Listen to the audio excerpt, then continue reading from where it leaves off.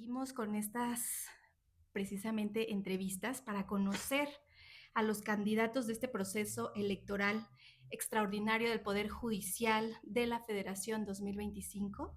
Aquí en Oaxaca también tendremos estas elecciones, nos van a dar 6 boletas, hay que recordarlo, y en una de esas 6 boletas, en la boleta rosa, con el número 13, va a aparecer nuestra candidata, nuestra única profesora de la Universidad Autónoma Benito Juárez de Oaxaca, que es un orgullo decirlo, que está contendiendo para candidata a magistrada por el Tribunal Colegiado en materia civil y administrativa en Oaxaca. Muy buenas tardes, ¿cómo está? Muchas gracias por aceptar venir a Radio Universidad de Oaxaca.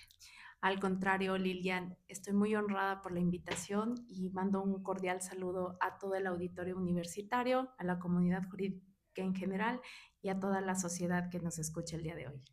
Pues ella es nuestra candidata Nelly Ruiz Flores, sale de aquí, de nuestra Universidad Autónoma Benito Juárez de Oaxaca, es una profesora de aquí, de la Facultad de Derecho y Ciencias Sociales de nuestra universidad, y es un gusto poder compartir con todos ustedes, pues, parte de ella. Vamos a conocerla para ver si es elegida por ustedes público y podemos contar con su voto en este proceso electoral que se va a llevar a cabo este 1 de junio de 2025. Recuerden, hay que salir a votar. Si queremos hacer la diferencia, hay que salir a votar. Pero vamos a conocer y queremos saber quién es Nelly Ruiz Flores. Gracias. Primero, exhortar a toda la ciudadanía a que efectivamente salgan a votar. Es la oportunidad de hacer un cambio, ¿sí? De romper con una estructura que se ha caracterizado por el nepotismo y por cerrarse si no tienes un apellido que te respalde, que ha negado la justicia en la mayor parte de los casos a gente de escasos recursos y que no se ha preocupado por hacer una verdadera justicia al servicio de la ciudadanía. Y eso es lo que yo pretendo. Pues yo soy Nelly Ruiz Flores, yo soy orgullosamente oaxaqueña, soy licenciada en Derecho por esta universidad, también doctora en Derecho por nuestra máxima casa de estudios, soy maestra en Derecho Constitucional y Administrativo también. Y bueno, pues soy una especialista en Derecho Administrativo, soy miembro de la Asociación Mexicana de Derecho Administrativo, soy la única profesora oaxaqueña, miembro de esta organización. También soy miembro de la Organización Mundial de Abogadas, capítulo Oaxaca. En mi trayectoria profesional me he desempeñado en varias áreas de la administración pública estatal y municipal. Por ejemplo, he sido asesora de síndicos municipales, fui juez de lo contencioso municipal en el municipio de Oaxaca de Juárez. También fui coordinadora jurídica del Programa de Ordenamiento Ecológico de Oaxaca. Asimismo, estuve trabajando en áreas de gobierno como Secretaría de la Contraloría, ahora extinta, la Secretaría de Finanzas, y también fui secretaria de Estudio y Cuenta del Tribunal de Justicia Administrativa Local durante 5 años. Aquí en la Facultad de Derecho yo imparto las materias de Derecho Administrativo, lo que es el primer y segundo curso, que son Estructura y Funcionamiento del Estado, Fundamentos de Derecho Administrativo, Teoría y Práctica del Contencioso Administrativo y Derecho Municipal. Participé en la elaboración del plan de estudios de nuestra facultad, precisamente en materia administrativa, proponiendo la reforma del plan curricular para actualizarla. También comento que soy autora de varias publicaciones. Mi tesis doctoral fue publicada por la Universidad Libre de Colombia y el Foro Iberoamericano de Derecho Administrativo en el libro titulado Desafíos del Contencioso Administrativo, en donde participamos varios profesores de universidades diversas en Latinoamérica. De igual manera, he publicado varios estudios sobre la evolución y el surgimiento del derecho administrativo oaxaqueño, sobre la pertinencia de los medios de defensa en materia administrativa, como el juicio de inconformidad, y también he propuesto la codificación en materia administrativa. Propongo la expedición de un código de procedimientos administrativos, que fue tema de mi tesis doctoral, y también fue publicado por Tirán Blanche. Pues sin duda una candidata muy preparada. También nosotros queremos prepararnos para esta elección y por eso queremos preguntarle en qué consiste esta magistratura por el Tribunal Colegiado, de qué trata, de qué va y qué funciones va a desempeñar usted ahí.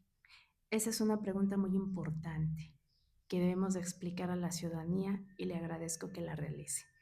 Precisamente este es el tribunal más cercano a la ciudadanía. porque sobre todo en materia administrativa, aunque también se lleva ahí la materia civil, pero quiero dar a conocer la materia administrativa porque es de donde hay menos información y sin embargo es donde la ciudadanía más lo necesita. Aquí se resume en una frase: es el ciudadano contra la administración pública. Y la administración pública siempre tiene atrás una estructura de poder. Por eso es muy importante que los impartidores de justicia revisemos cada expediente, cada acto combatido, que éste se apegue a la legalidad, que la autoridad haya actuado correctamente, pero sin olvidar que la ciudadanía, por cada derecho que tiene una obligación.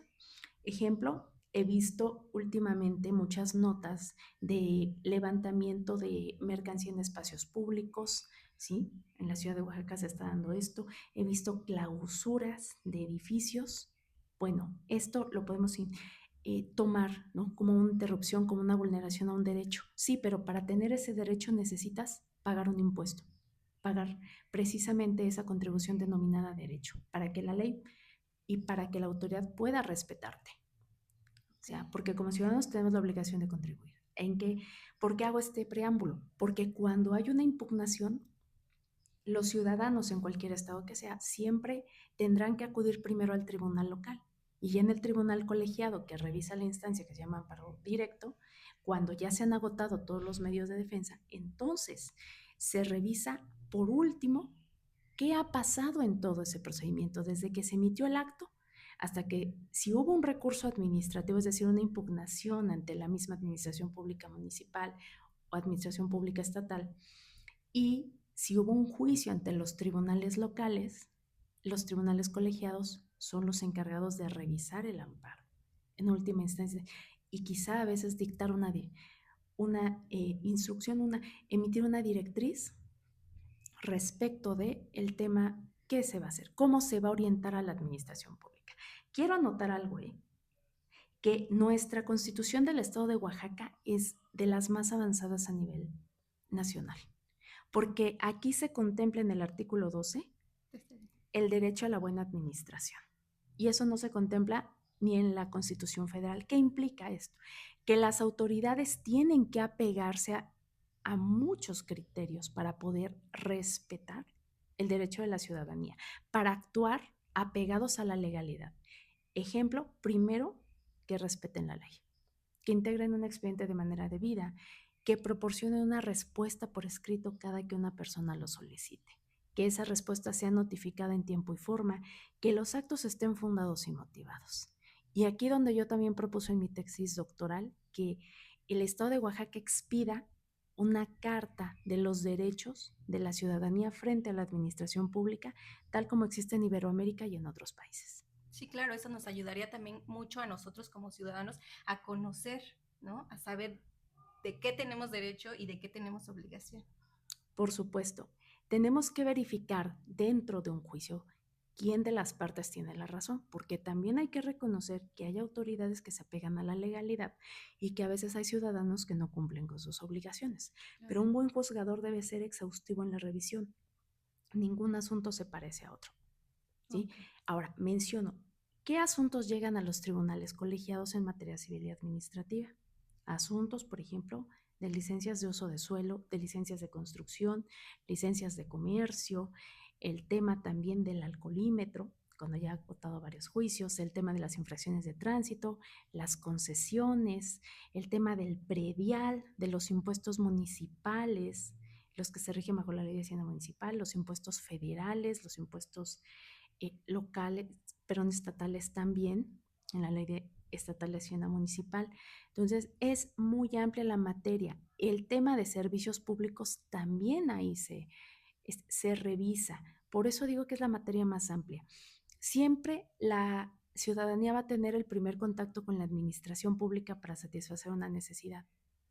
Y si no se logra la satisfacción, se va a un juicio, ¿sí?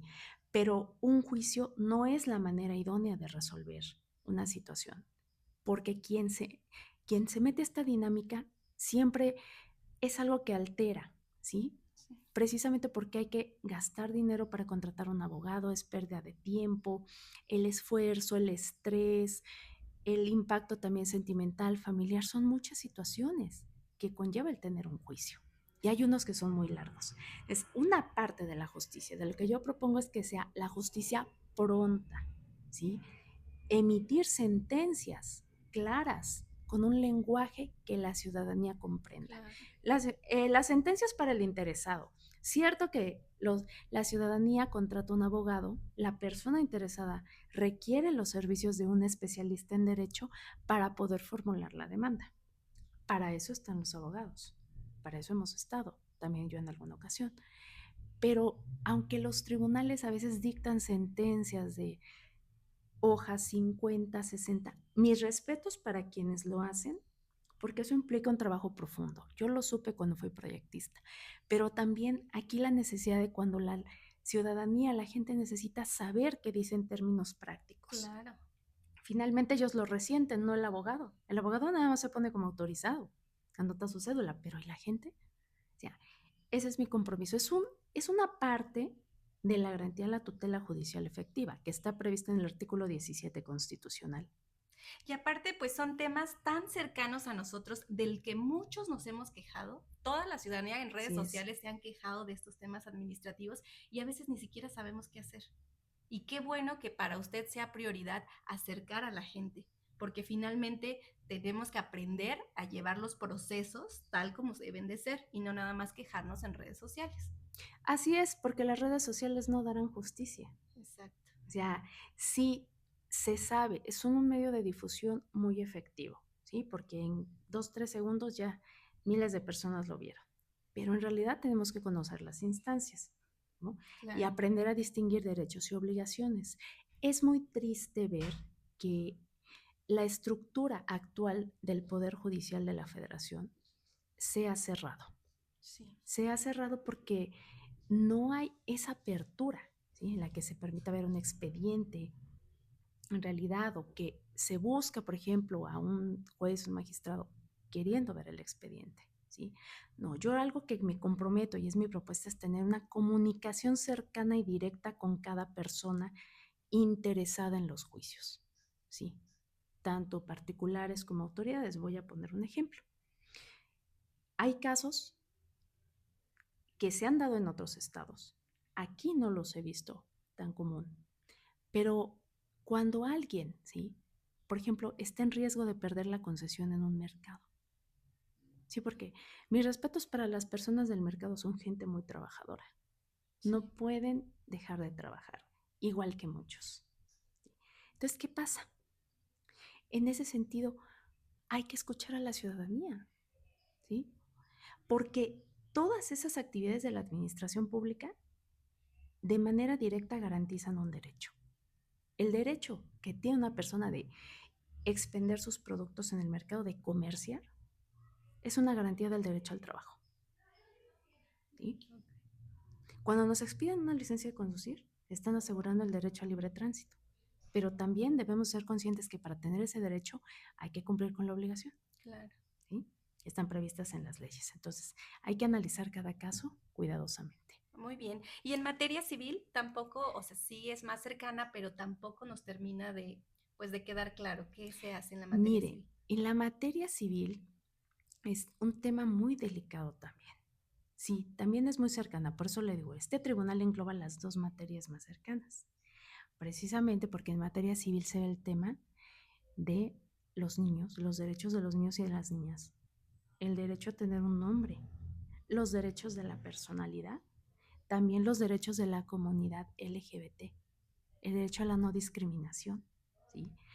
En el caso de los divorcios, de las herencias, de las pensiones alimenticias también, bueno, ese tema es civil cuando se trata de un divorcio que debe de ser la pensión de un padre hacia un hijo. Okay. Pero también hay pensiones que se dan en materia administrativa cuando, por ejemplo, un trabajador de gobierno del Estado lamentablemente fallece y está la viuda, están los hijos y todavía después de la pena que lleva, tener que enfrentarse a un trámite engorroso y que en varias instancias le lleguen, el tribunal colegiado es la última donde pueden resolverse y donde también me comprometo a valorar la perspectiva de género, ¿sí? Okay. Hay muchas personas que realmente lo necesitan.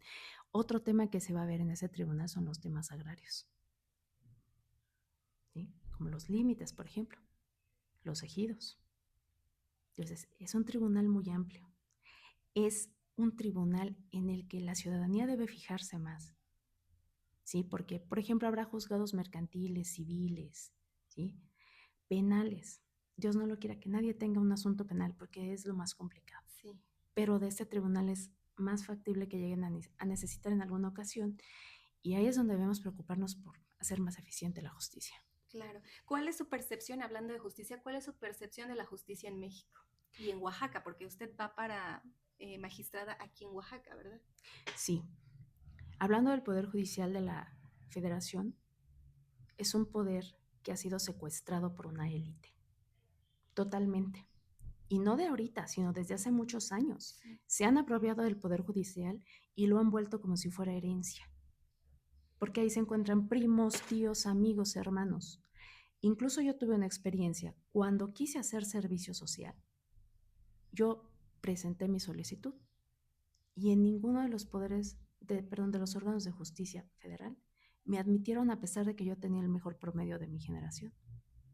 Pero sí me daba cuenta que estaban otras personas que yo conocía y estaban ahí por ser primos, parientes, sobrinos, hermanos, ¿sí? O sea, se ha caracterizado el Poder Judicial Federal por un nepotismo desmedido, ¿sí? Y porque ellos siempre se ha negado la justicia a puertas abiertas.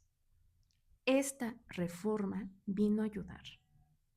La celebro porque gracias a esta reforma, personas como yo que venimos del pueblo, que venimos de una universidad pública, tenemos derecho, tenemos la oportunidad de llegar. Yo celebro mucho la reforma, ¿sí? Yo soy orgullosamente Guapjo, orgullosamente una universidad pública. Yo sé lo que es ser un estudiante, buscar la oportunidad. Mis posgrados yo los estudié con becas, ¿sí? Siendo como trabajadora. Y es el esfuerzo de trabajar, dar clases, estudiar y dar más clases para buscar cubrir con los gastos, claro. ¿sí? Entonces, mi carrera es producto de un esfuerzo diario, igual que muchos en esta universidad, ¿sí? Hablemos, ya que lo menciona, hablemos de su formación académica, por favor. Ah, claro, por supuesto. Mire, yo siempre me enorgullezco mucho de ser guapo, siempre donde quiera que voy. Como miembro de la Asociación Mexicana de Derecho Administrativo he participado en diversos congresos nacionales e internacionales. He estado en la Universidad Autónoma de Baja California, en la Universidad Autónoma de Querétaro, en la Universidad Autónoma de Tlaxcala estudié también el diplomado en Derecho Cultural. En la Universidad Autónoma de Aguascalientes estudié el diplomado en responsabilidades administrativas, que también tiene mucho que ver con el tema administrativo. He estado en foros nacionales, como en el Instituto de Investigaciones Jurídicas de la UNAM. También he estado en otros foros que la pandemia nos permitió expandirnos vía Zoom con Sí, claro. universidades, por ejemplo, de la Universidad Ramón Llull de Barcelona, donde me publicaron el artículo sobre el programa de ordenamiento ecológico de Oaxaca, ¿sí?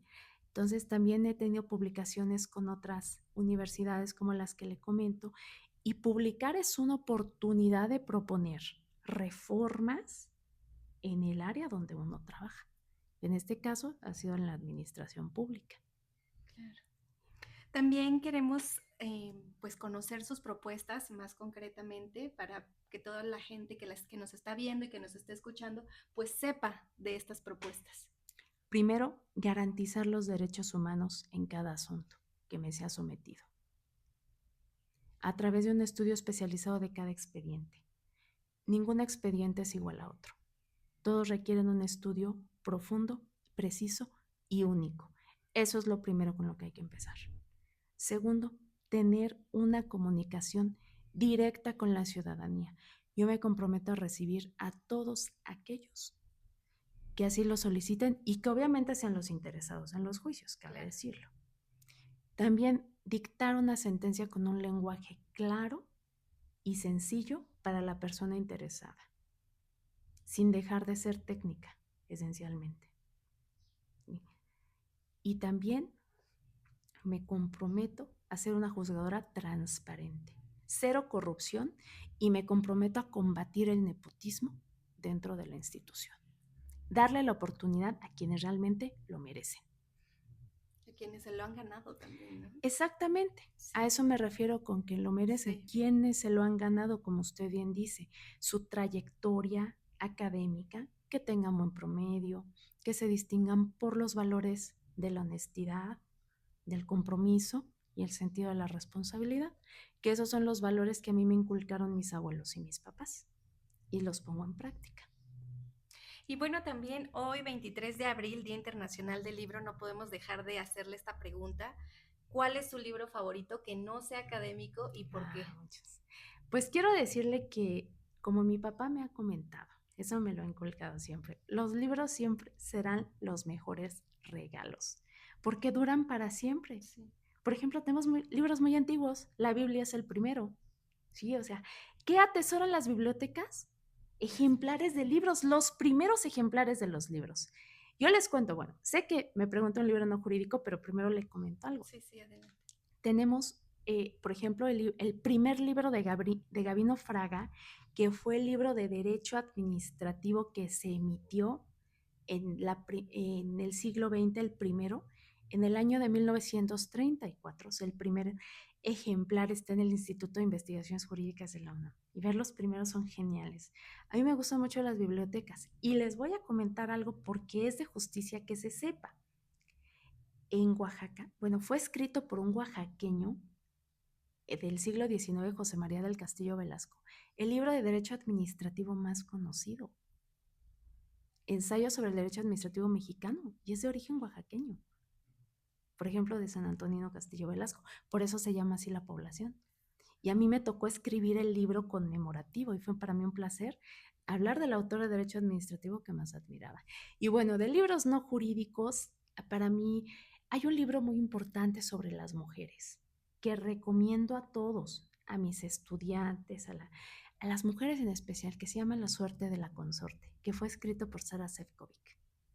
La Sí. suerte de la consorte. Sí, ¿de qué trata? Precisamente de las luchas que han tenido cada una de las esposas de los gobernantes que hemos tenido en México. Y es muy interesante, ¿eh? Lo recomiendo. Ahí vamos a entender el porqué de muchas cuestiones. Entendemos, por ejemplo, cómo influían ellas en sus esposos para las políticas públicas. Claro. O sea, siempre era una mano femenina la asistencia social o el rubro al que el presidente o gobernante en turno se encaminaba para poder desarrollar esa atención a los grupos más necesitados. ¿Sí? Curiosamente son figuras que sí sirvieron. Una situación así que pudiéramos quizá calificarla como de abuso de poder o, bueno, o un capricho, pero tuvieron resultados buenos. Claro. Ejemplo, las casas de la cultura jurídica. En la época de López Portillo se multiplicaron, miren, todavía tenemos una, ¿sí?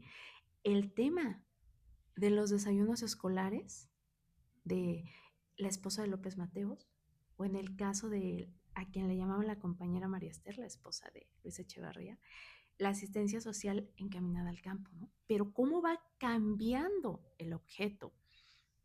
También nos marca de curiosidades, de sus preocupaciones como madres, como esposas, como abuelas, mujeres, que es algo que tenemos todas, dependiendo del rol que vivamos en la sociedad. Ese es un libro muy bueno que yo lo recomiendo, que no es jurídico. También hay otros libros de novelas, por ejemplo, a mí me encanta mucho un escritor que es Ernest Hemingway, Ay, sí.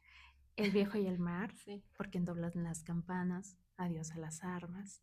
También Oscar Wilde, Irlandés, La importancia de llamarse Ernesto, El retrato de Dorian Gray. Ah, favorito.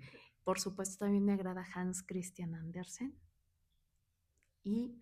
Pero más que ellos, soy muy admiradora de Sor Juana Inés de la Cruz, Ah, ok. del Fénix de América. Realmente su historia y todo lo que plasmó en los sonetos, ¿sí?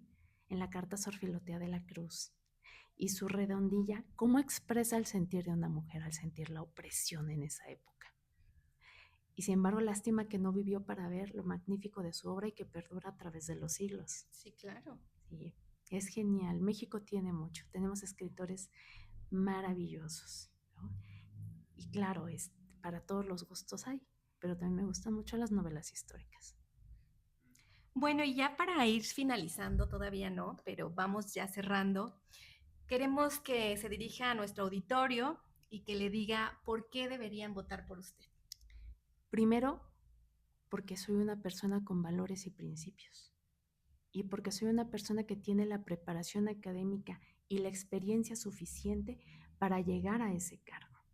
Conozco las necesidades de la ciudadanía. Haber trabajado en los ámbitos locales, en la administración pública municipal, estatal, en el tribunal administrativo local, me ha permitido detectar muchas necesidades. Cuando yo estuve en el municipio tenía que atender a las personas y me decían, mire, faltó drenaje, mire, hubo esta queja en derechos humanos. O sea, esos asuntos me han permitido ver cuáles son las necesidades que tienen que atenderse a través de un juicio. O sea, es la sensibilidad Claro. que a muchos nos hace falta. Y en lo personal, pues yo también soy ciudadana, todos lo somos. O sea, por más jueces y magistrados que seas, tú tienes que pagar tu agua, tú tienes que pagar la luz, tienes que pagar el predial. O sea, también tenemos esa calidad, Claro. ¿no? Hay que ponernos en el lugar del ciudadano.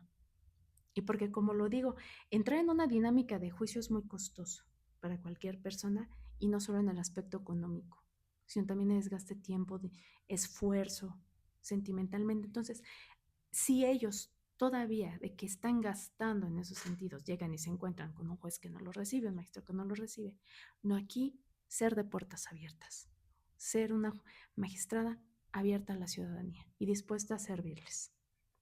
O que los tratan también como un número, ¿no? A veces es Sí, la queja de mucha gente. sí, es decir, a ver, este es del expediente tal. No, a ver, señora, ¿cuál es su nombre? ¿Qué necesita? Claro. Por decir, doña María, estoy a sus órdenes, ¿no? Doña Mercedes, estoy para servirle. Doña Juana, aquí estamos. ¿Qué necesita? ¿Qué se le ofrece?